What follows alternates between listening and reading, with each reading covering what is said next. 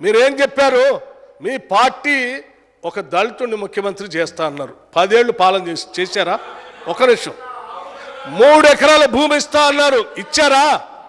3 ఎకరాల భూమి ఇస్తా అన్నారు, భూమి లేని నిరుపేద ప్రజలకి ఇచ్చారా? ఇంటికో ఉద్యోగం ఇస్తా అన్నారు, ఇచ్చారా? ఇచ్చారా? ప్రతి శాసనసభ నియోజకవర్గంలో ప్రతి మండలంలో 3 తగ్గకుండా ఎల్కేజీ టు పీజీ వరకు గర్ల్స్కి బాయ్స్కి సపరేట్గా ఉండేటట్టుగా రెసిడెన్షియల్ స్కూల్స్ కడతా అన్నారు. కట్టారా? కట్టారా?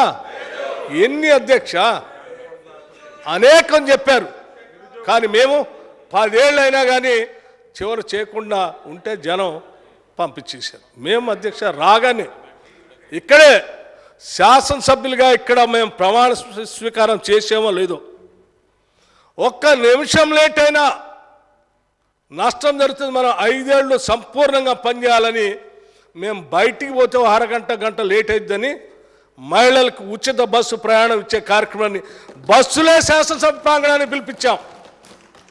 ఇక్కడ నుంచి నేరుగా అక్కడికి వెళ్ళి అరగంట గంట లోపలనే ఉచిత బస్సు ప్రయాణం ఒకటే కాదు, రాజీవ్ ఆరోగ్యశ్రీకి సంబంధించి 5 లక్షల నుంచి 10 లక్షలకు పెంచేటువంటి కార్యక్రమాన్ని ఇక్కడ ప్రమాణ స్వీకారం చేసిన క్షణాల్లోనే మేము చేసినటువంటి ప్రభుత్వ అధ్యక్ష. ఇది 6 గ్యారంటీల గురించి మీరు చెప్పాల్సిన అవసరం లే.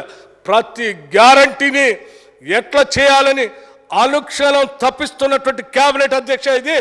ఈరోజు రాష్ట్రంలో పనిచేసే ప్రతి మంత్రి ఉదయం నుంచి సాయంత్రం వరకు వారి వారి సచివాలయానికి వెళ్ళి నిత్యం రివ్యూలు చేసుకుంటూ ఇచ్చిన హామీల్ని ఈ శాఖలో ఏ రకంగా పనిచేయాలని అనుక్షణం తప్పిస్తూ పనిచేస్తున్నటువంటి కేబినెట్.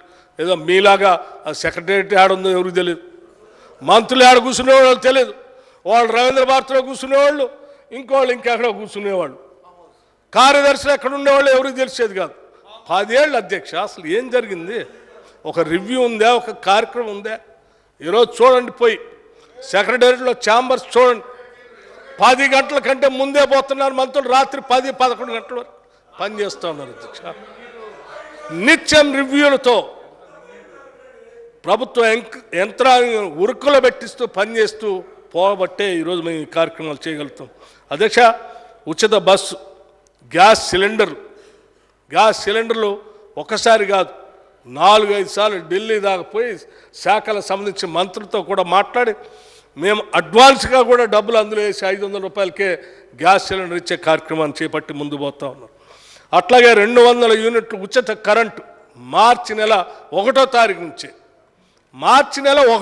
నుంచి అధ్యక్ష. మేము వచ్చింది డిసెంబర్లో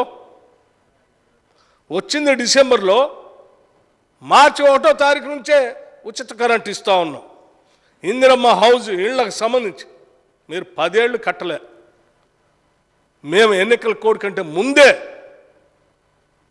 ప్రతి శాసనసభ నియోజకవర్గంతో పాటు రాష్ట్రంలో 4,50,000 ఇళ్ళు కట్టాలని చెప్పి ప్రభుత్వ పరంగా నిర్ణయం ఆదేశాలు కూడా ఇవ్వటం జరిగింది. ఈ లోపల మోడల్ కోడ్ ఆఫ్ కండక్ట్ రావటం, అది కొంత సమయం, ఈ 3 నెలలు.